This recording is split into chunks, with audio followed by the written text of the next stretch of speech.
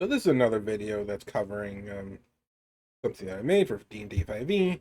Um, it's a little bit something different uh, than I've seen before when doing research. And uh, when I say research, I mean I'm looking at stuff. I've seen a couple of people that do this before that I found, and so there might be some similarities if you look it up and you've seen others. Um, so there might be some similarities. I try to give it my take on it. I overall like how it came out. The only general concern I have with it is balance. So if you think it's underpowered or overpowered or just completely broken, please let me know. And I'll look into it and possibly change it. So, um, things might change and all that. So let's get into it. And as the other videos, if you've seen those, I'll go over it, give my perspective and my thoughts on it, and go over the abilities um and whatnot. That the traits the abilities get, the race gets. So this is the parasitic lurker.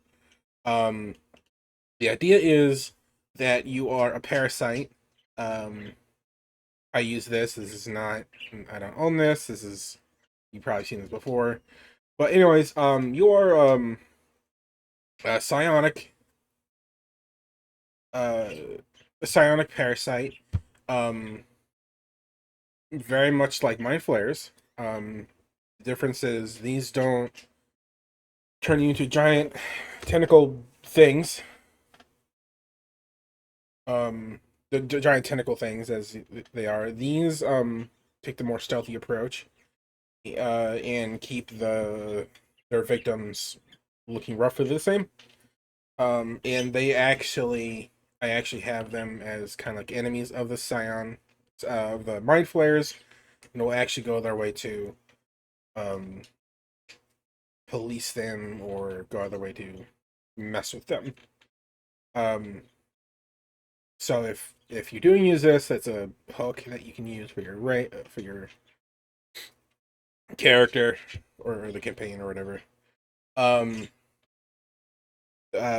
Much like the Mind Flayers, they have their high. A lot of them are part of a hive mind. um, I called it the central brain.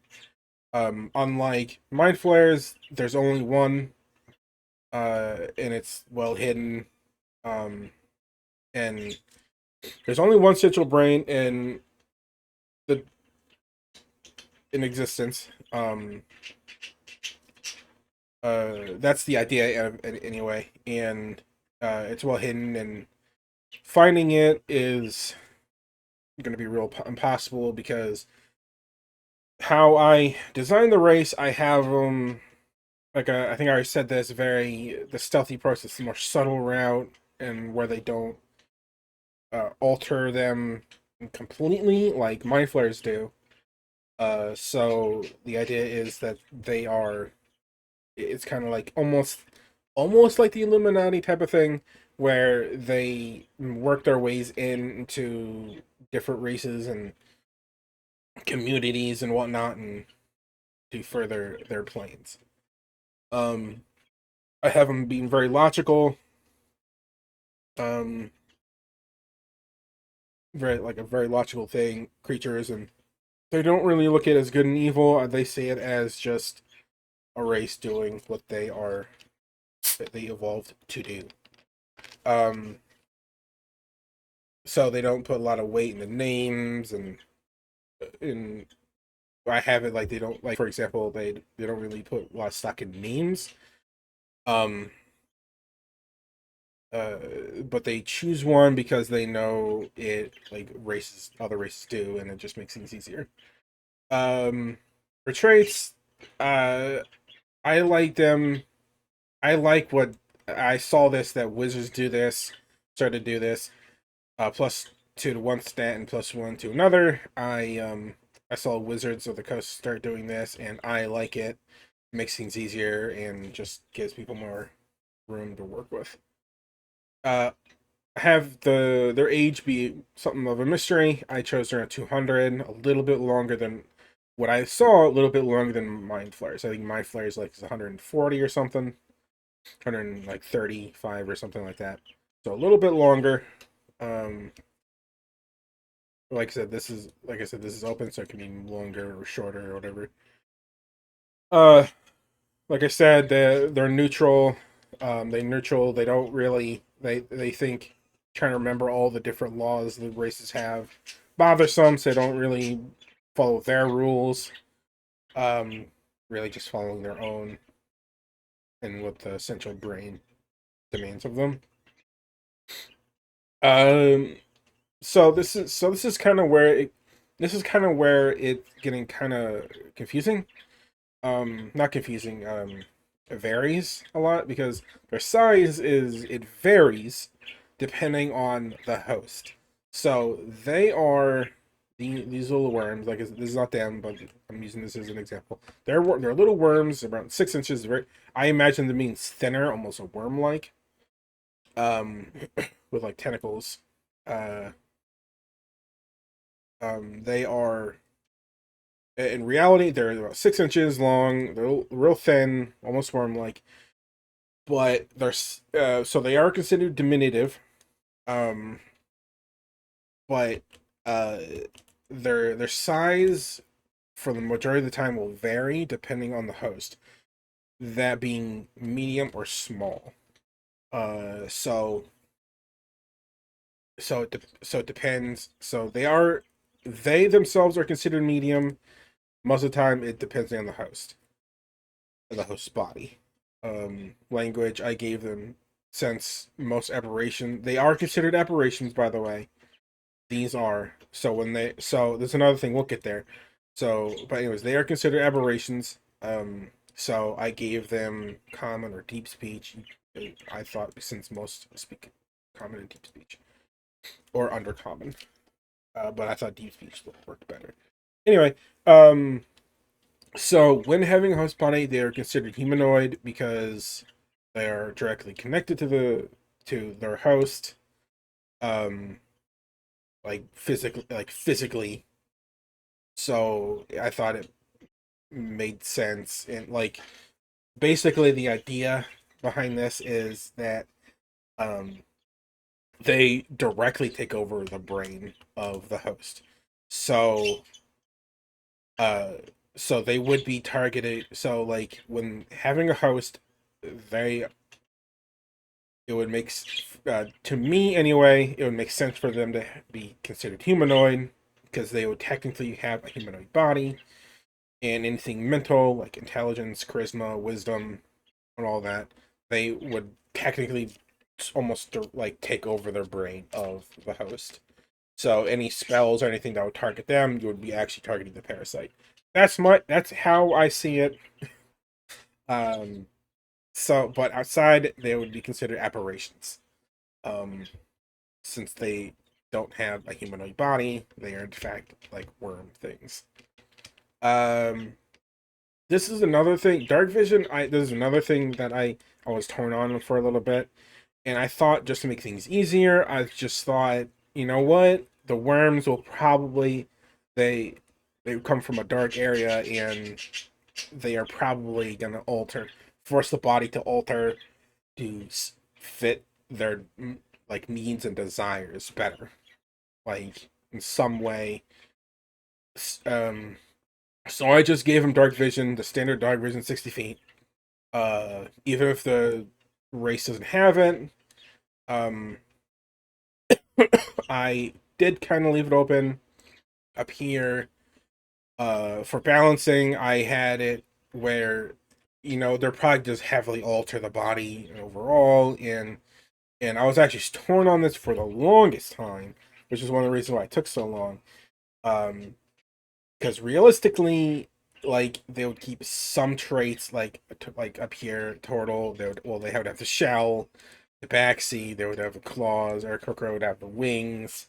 They would have those still, right? So, but for balancing, I just have them get all the traits and replace them with these. That's how I have it. Um, and like up here, if you think they should have certain traits, that's up to you, DM or the GM. Uh, but I have it as like the race will often avoid those type of races like the turtle, tabaxi, or Korkra, because of those vast differences. Um, those unique traits, often favoring humans or elves or orcs or whatever, something more easily be able to mimic. Um, so, uh, so this next ability, Parasite's Body, it's more of a detriment because it offers you basically nothing. It's actually a detriment to you. Um, as as you might guess, they are a parasite. You cannot live by yourself, outside. Um, Normally, uh, you can't. Your body just can't sustain yourself, but to save it to stay sustain itself very long. So because you are infected parasite, um,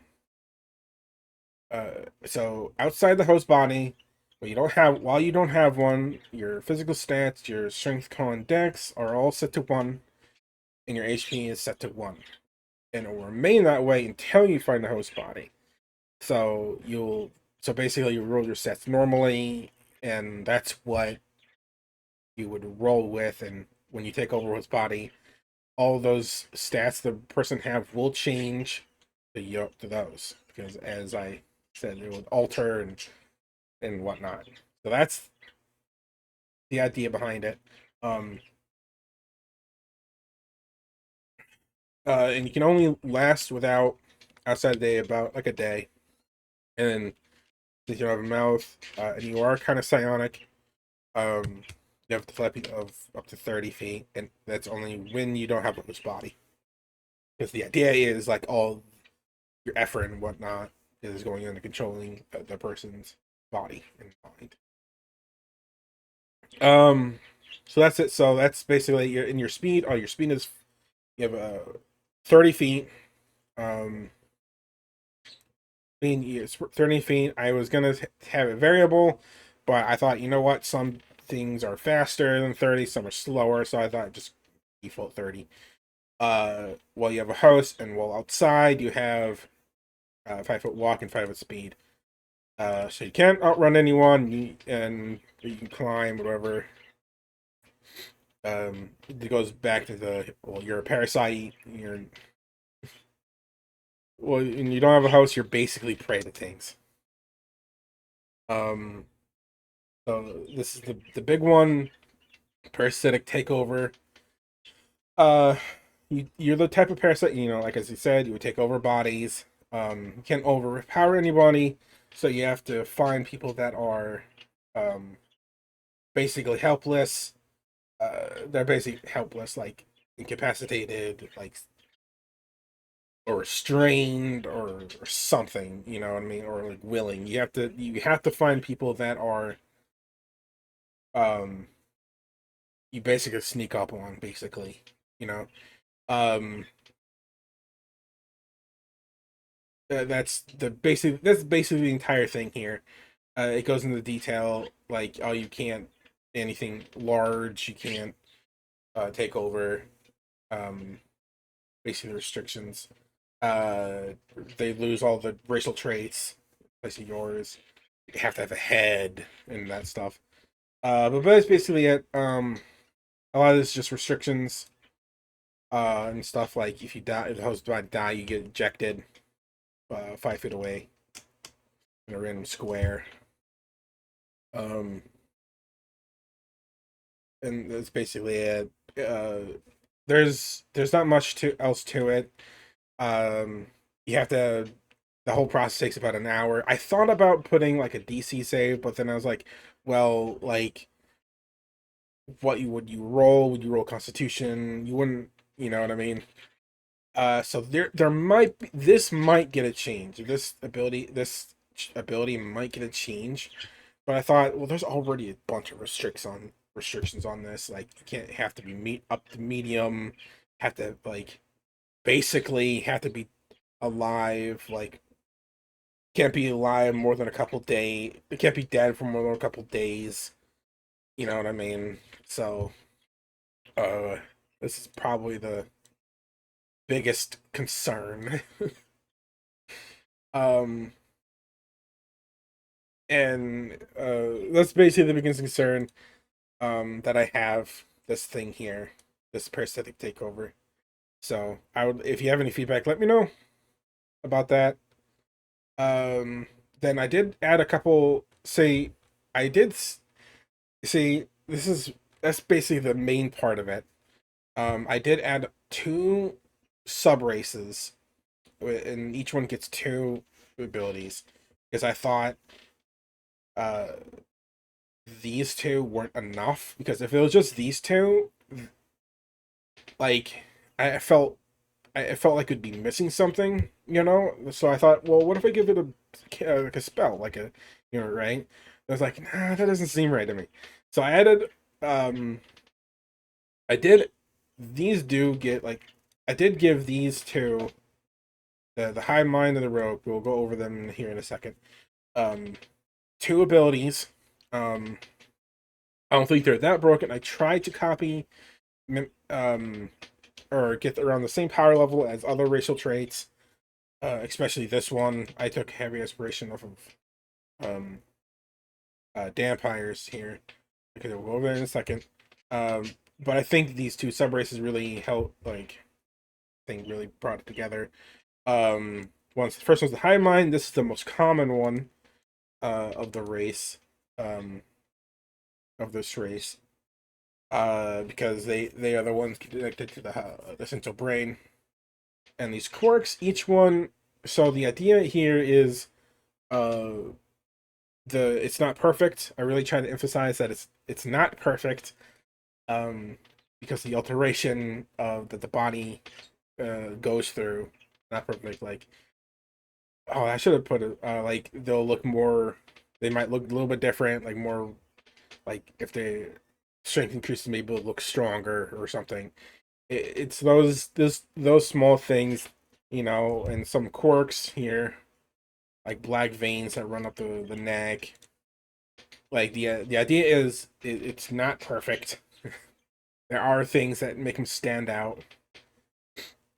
Um, I truly tried, like I said, truly tried to emphasize that. But the first thing the hive minds get is mental assault. Thanks to the network is um, and I that's what I called the connection that all the parasites have. It's called the network. Um, thanks to the network, you can assault people's minds. You're able to target anyone within 30 feet, uh, forcing them to make an intelligence saving throw. On a fail, they take 1d4 psychic damage. Um, I don't think that's a big deal. Uh, I took inspiration off of Mind Sliver. I think this is very similar to Mind Sliver. The difference is, I think Mind Sliver is like, I think it's either D4 or D6, and they have to make I think Mind Sliver is like either D4 or D6, 60 feet, and whatever they roll, they get a penalty on like their next attack or saving throw or something like that. So it's a weaker version of Mind Sliver, which I didn't think was a big deal at all. I don't think it was such a big deal. So if you do become a spellcaster, this is easily going to get replaced. Which so it might change or whatever. I like them having it, especially if they go like a melee type class that don't get Mind Sliver, because melee people that extra little bonus. This one I really like. Um, I took inspiration off of Detect Minds or Detect Thoughts rather. Once per long rest, you can latch onto someone's head, and with the aid of the central brain, you can distract information from someone's head. Um, and this lasts for a minute.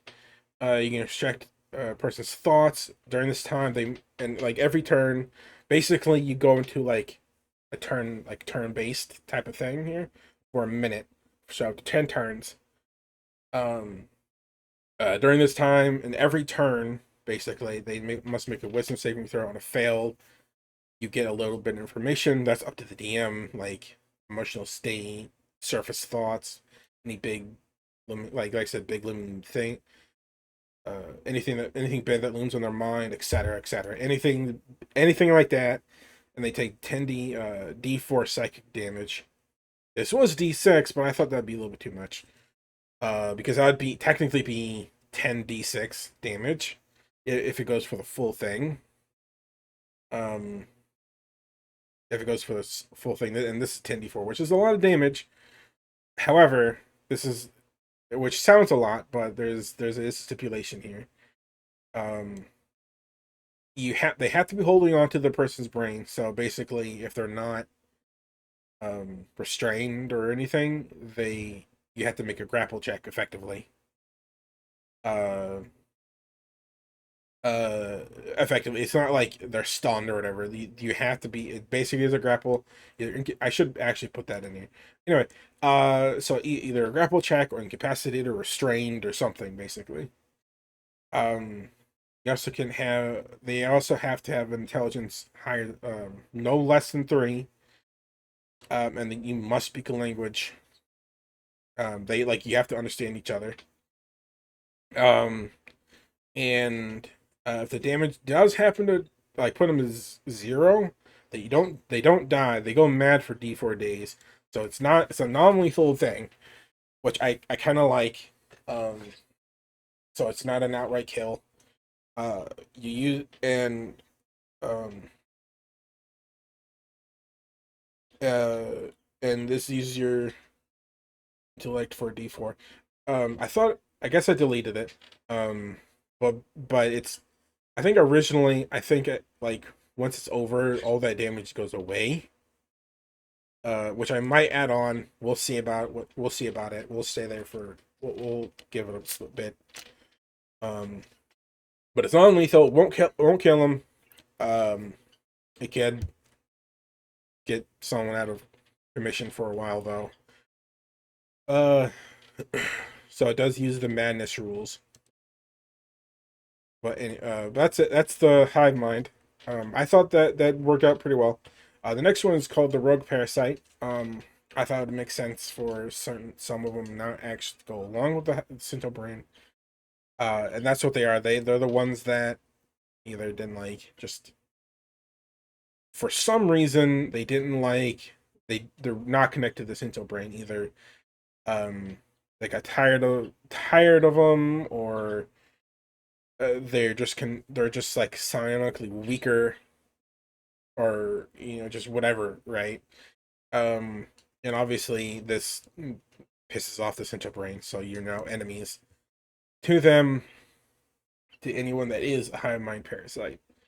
Since they're hive mind and they're hive mind parasites, they're, like I said, anything the Central Brain doesn't like, the other parasites don't like. So, anyways, and like them, they have quirks. There's a little bit different, because they are a little bit differently. They are a little bit different. But still imperfect. Um, but anyways, I took a little bit different approach. I made them more of a physical thing.